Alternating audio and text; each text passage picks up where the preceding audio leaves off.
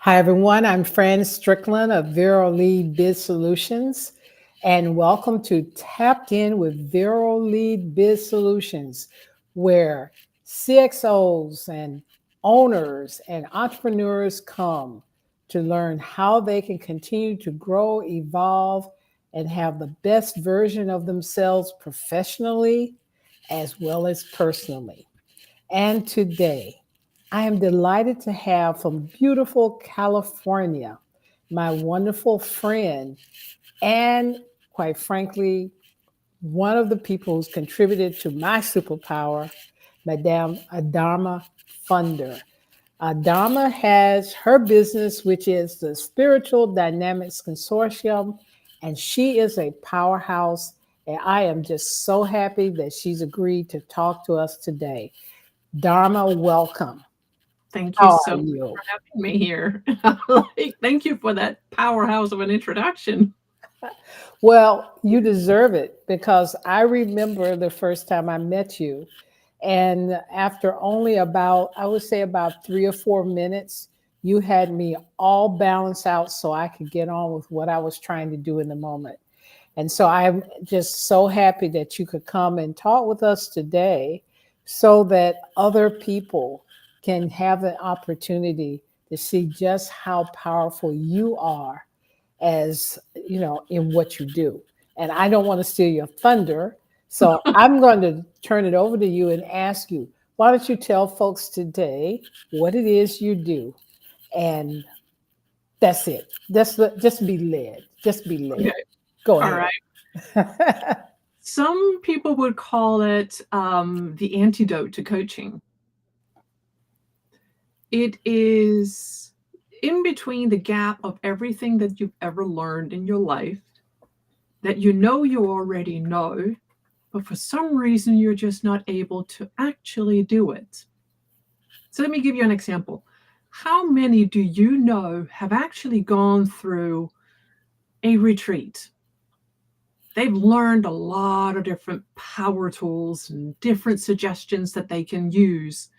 And they come back and they're invigorated, motivated, maybe even have found themselves and are like really excited about where they're at. And about 2 to 3 weeks into it, it all starts to fade. It's not because they don't want to, but because they don't know how it fits in. And Mm, that's when the nervous system starts to rebalance and we start to fall into our old habit. mm, So that's where I come in. I will teach you something new if it's necessary, but otherwise, my job is to help high performers. We have a high threshold, high expectation, and we do not stop. We have a persistence that does not waver. We do not stop. Failure is not an option. We mhm. just pick ourselves up and we keep on going. But why do we keep repeating the pattern? And that's what I help you unlearn and integrate all the new tools so that you can step in your full authentic self. Wow. You said a mouthful. And as you were sharing, I I was just reflecting on the many journeys, the many situations that I've been in where I've spent time and it goes well for a while and then something comes up and knocks us off the wagon. And then the next thing you know, we start to go back. And in fact, I think you and I were even talking about that also being something that happens financially, where you can come into great abundance and you'll have it, but it just seems like your money just slips through your fingers, and that's because there's a misalignment, if you will. Yes, indeed. Because all of a sudden, the abundance, the money, the numbers, do I deserve it? Do I really deserve to have all of this? Should I be feeling guilty? And then we start this, oh, okay, I shouldn't be doing this. I shouldn't have all of this. Or on the other side, it's like, ooh, I have more. How can I get more? And we get greedy. The energy that we have in the relationship to the finances, to the money, it doesn't even need to be like $100,000 or $1 million or $1 billion. It does not matter. Because if we are not aligned with, I am comfortable with receiving the money, and a lot of people are excited and doesn't have a problem receiving the money for the business, but as soon as it comes to us, no, you need to pay me. Why do I have to pay you? If you went to Macy's, you have to pay for their services, right? Mm-hmm. It is an energetic pillar. Sometimes it's a boulder, it's a restraint, and we are falling into the expectation of what it is supposed to be. For each individual, this is going to be different, Mm-hmm. but that we deserve affluence, wealth, prosperity. And for each and every single one, that is all different. The dysregulation in the nervous system depends on, for example, for me, I grew up in an incredibly poor household for a lot of different reasons. It didn't mean that we didn't have any money. The money was there. It's just the energy around it, it was just never available. Other people they have a lot of money. You know this. We have a lot of money, but we also have a lot of expenses. It doesn't add up. So being wealthy does not necessarily mean having a lot of money in the bank account. Mm. Having Mm-hmm. wealth can actually be, I have $10,000, but I only have $2,000 in expenses. That leaves me with $8,000. Just Mm-hmm. think about how much do we actually need. Somebody once told me, which was really a mind twister at that moment when I was, never ever thought about it that way. I asked this question to all of my clients. Mm-hmm. What is the motivator? In your life, what is your motivator? What motivates you to get out of bed, do the things that you do? What is the motivator? Mm. You want me to say? Yeah, what is your motivator? Because you don't have to. It's just think, because it makes us think, okay, what is my motivator? What is your passion? It definitely did. I mean, it's such a question that reaches into your soul. I Yes. mean, it's something that draws you in and makes you aware in a way that, generally speaking, from day to day, we aren't. No, we're not. Because we're so busy chasing. So if we're talking about money, Mm-hmm. what is motivating? And now I'm going to give you an example. Okay. So you have this young adult. They grow up and they're like, ooh, I really want my own place. I want to move out and I want to have my own place. Ooh, I want a new car. Okay, so what do I need in order for me to get my own place? Oh, I got to have money. So I got to get a job in order for me to get my own place. Ooh, I want that car. So I need to get a raise in order for me to get the car. Okay, so I get a new job, I get the raise, and I get the car. Mm-hmm. Now I want to buy my own place. So in order for me to buy my own place, I need to get more money. So I want to get the house with the car.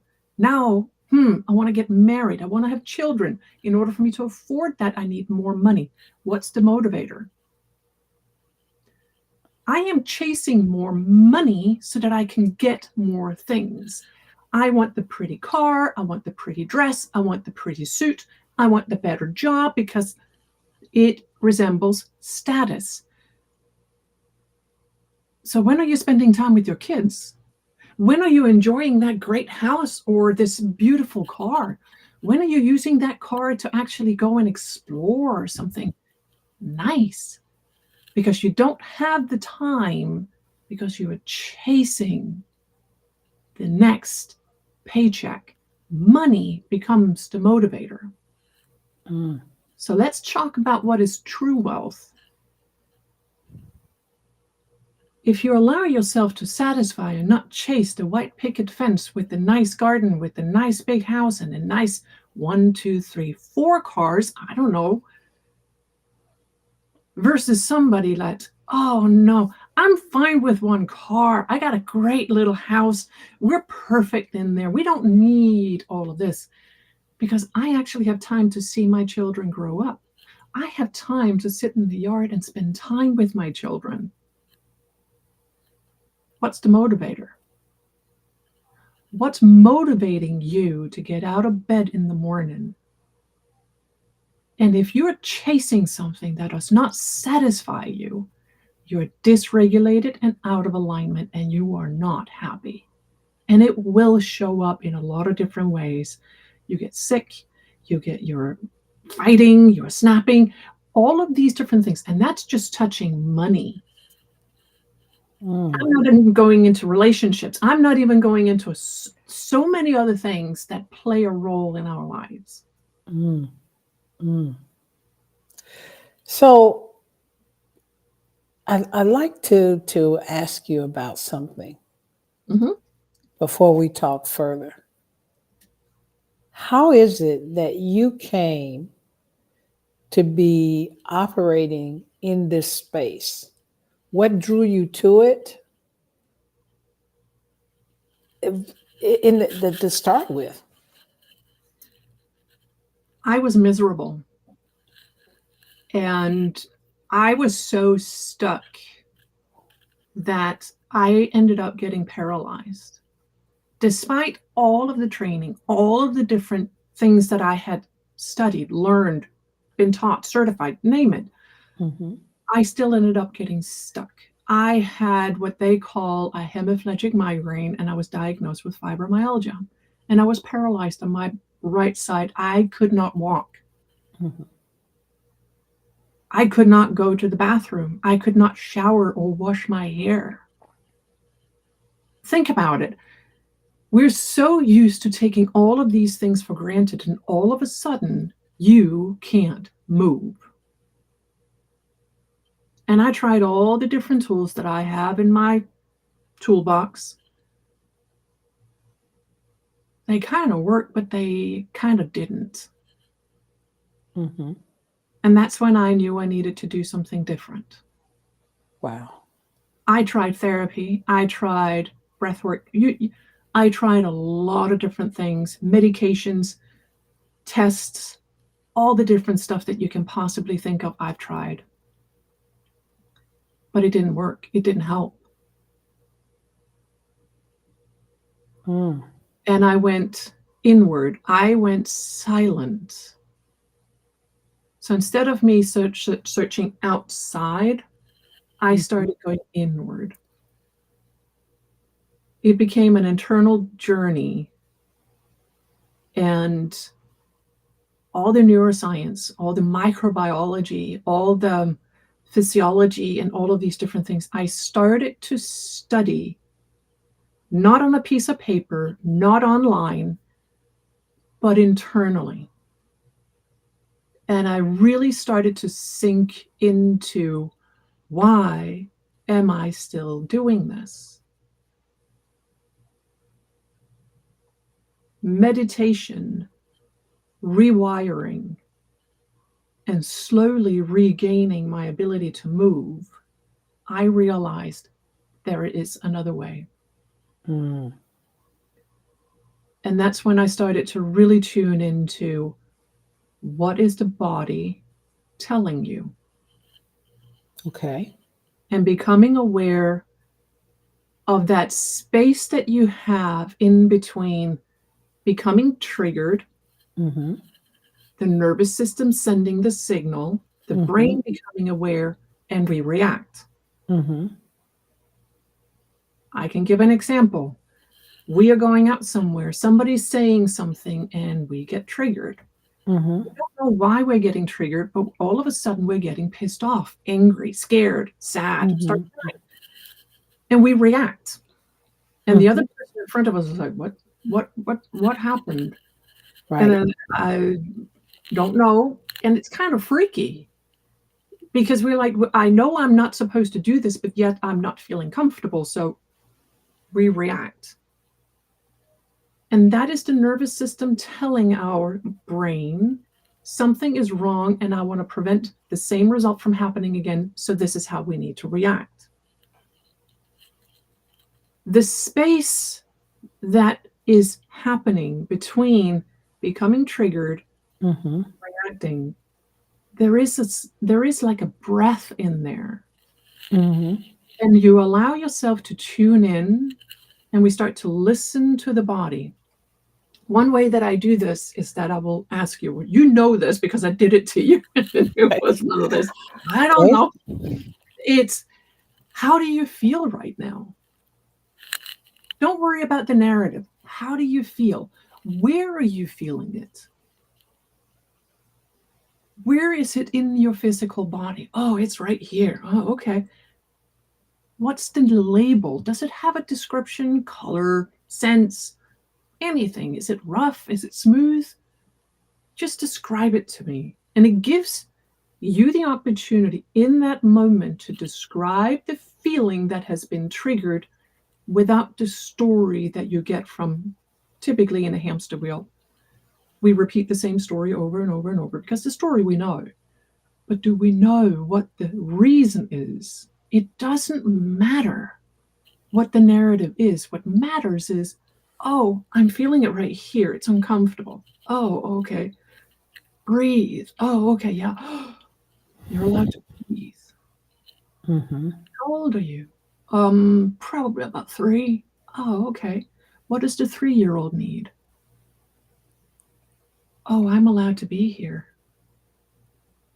So this is done really, really quickly, but it's also something that is related to the internal family systems. It's a little bit of neurolinguistic programming. It is part of breath work that allows you to tune in, breathe, relax, release. And all of a sudden, the behavioral pattern that we had that made us react shifts to us. Oh, okay. That's how I used to react, but now I can show up and respond instead. So Mm-hmm. what you experience is creating this center of stillness, which is in the beginning very uncomfortable because we're not used to being still. We're supposed to be always moving, always. You remember I was saying, what is the Mm-hmm. motivator? Mm-hmm. So allowing yourself to build that safety, Mm-hmm. that's the anchor. You build the safety, which is one of the pillars in my entire framework.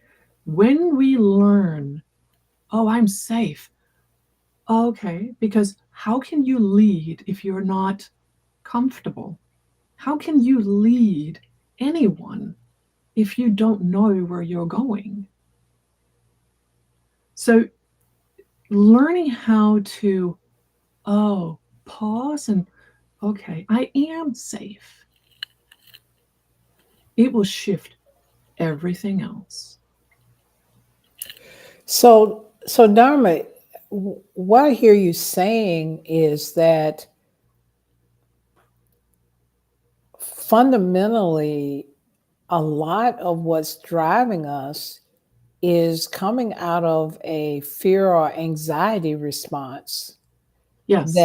that you've learned that's been associated with some experience of trauma before, and it gets locked in our memory, in our Yep. physical body, in our emotions, or wherever. And Yeah. so when something similar shows up, it's an invitation for us to call it up Yes. and just relive it over and over again. But that is what you do when you go into therapy. So when we go into therapy, we have the opportunity to talk about the experience. Mm-hmm. We trigger the experience and it's surfacing again. by talking about the narrative, we're validating it, which is counterintuitive to what we need to do, which is, okay, so why am I showing up this way? Mm-hmm. And one of my clients was so used to, okay, I am not allowed to actually stand up and be happy. I'm supposed to be miserable. So how do I express happiness? Well, I'm supposed to be yelling and screaming and just kind of show a grimace. And I'm like, making people think that I'm always angry because I'm not allowed to express joy. So smiling is not allowed. Then how can you expect being on stage, being a professional dancer, and you're not supposed to be happy? No wonder you're not getting any jobs. Mm. So realizing that alone was flipping everything in the daily life. Mm. Another one, I have another client. She was sweet. She showed up for her board meeting in slippers. Mm-hmm.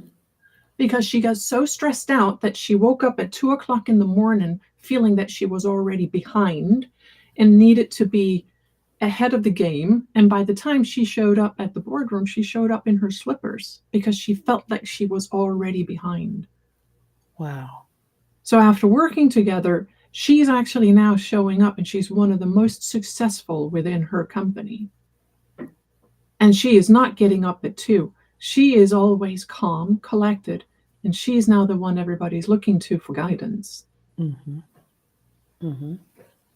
Cool.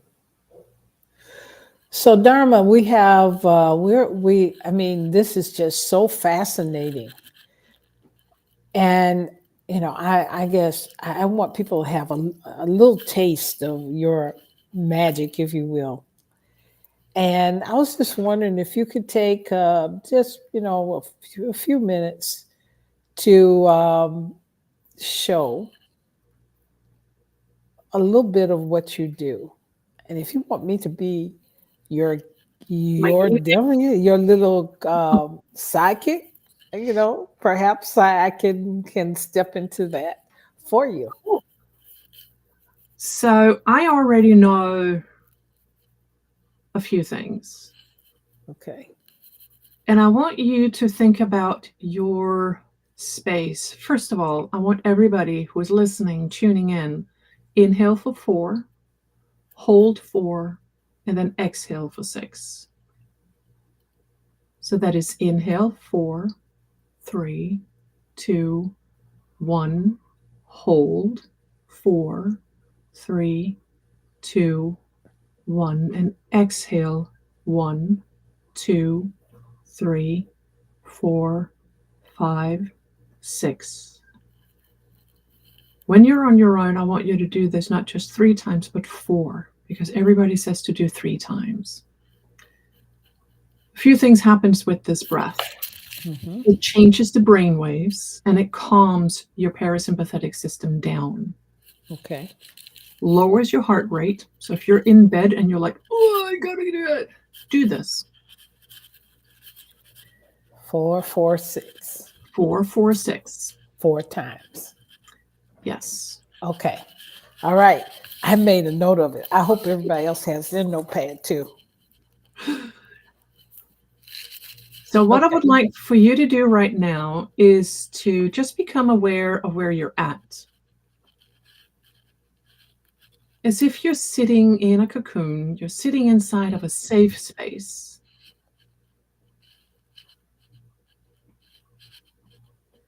And then I want you to take out your hand and just envision that you have a rubber ball. Okay. Now you're going to take this rubber ball and you're going to just kind of make it bounce up against a wall and catch it again. No matter where you do it, it will come back at you. Okay. Okay? I want you to take a deep breath and think of something that you would like to break free.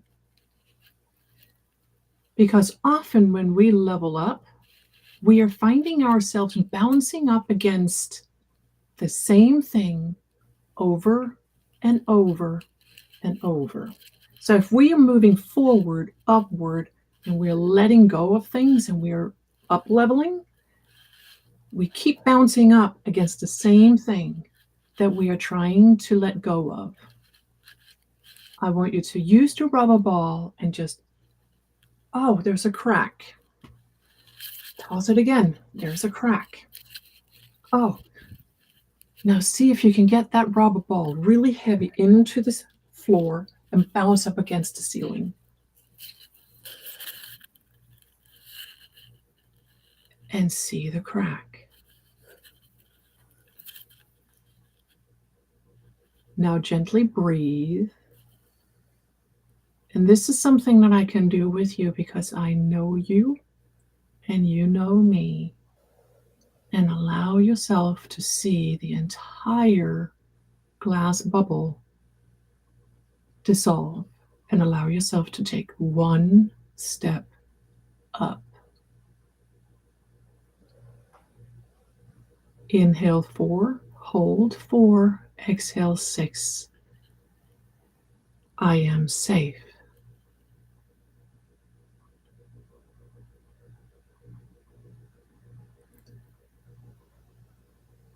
And for those who are listening in who are experiencing, oh, this is not fun, this is normal because the nervous system is not ready.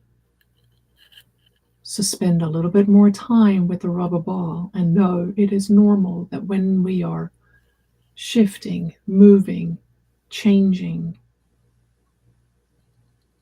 letting go is not always that easy, and we need to give it a little bit more time.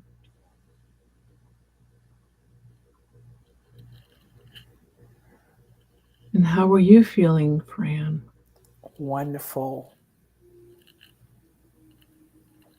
Take a deep breath and just allow yourself to, oh, there's a brand new breath. There is a brand new horizon. There is something completely different that you can experience here.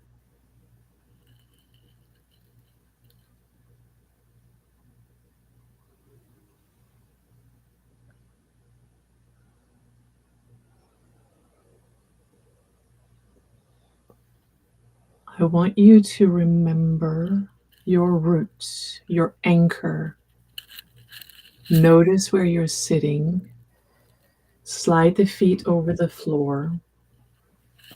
Your fingers on the table, just kind of rub the surface of the table. Yeah, now you're back. Ooh. Wow. This was exactly what, about 4 minutes Yes. at the most.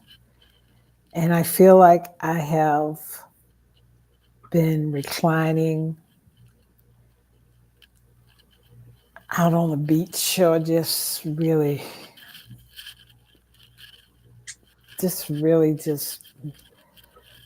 like I used to feel when I'd go to the spa.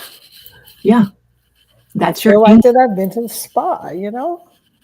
Then make that your anchor. Remember that. So when you feel the tension coming back, because it will come back, because every time we level up, we're going to have the same experience. Okay. So allow that to just, oh, okay, that's the feeling. I will. That is something that I can get into. It's one of those, yeah, I can do that. Yeah, I can do that. I can do that. Well, Dharma, I don't know what it is. I'm tempted sometimes to have more time for these sessions, because the guests that come on have such insight. And I think that people could just be hungry for more. But rather than go longer here, I'd like for you to share with my audience how they can reach out and touch you and tap into this gift that you have? Well, there is a summit coming up October 14 and 15. I highly recommend get onto LinkedIn and check out the summit called From Invisible to Influential. I know it's supposed everybody's like Okay. visible. No, it is influential. It's from Ah, invisible to influential. And tap into the people that I do enjoy spending time with. Another one is actually the Community Connect. It happens once a month. Reach out to mm-hmm. me on LinkedIn and I can share the invitation to the Community Connect with Suzanne Tyler King. That is another place where you can experience me. Right now, I'm also hosting a influential mastermind every first and third Tuesday with the No More 9 to 5 Club. And I can give you all the links and Mm-hmm. everybody can check it out. Otherwise, the best way to get a hold of me would actually be LinkedIn. Check out the Okay. LinkedIn. Okay.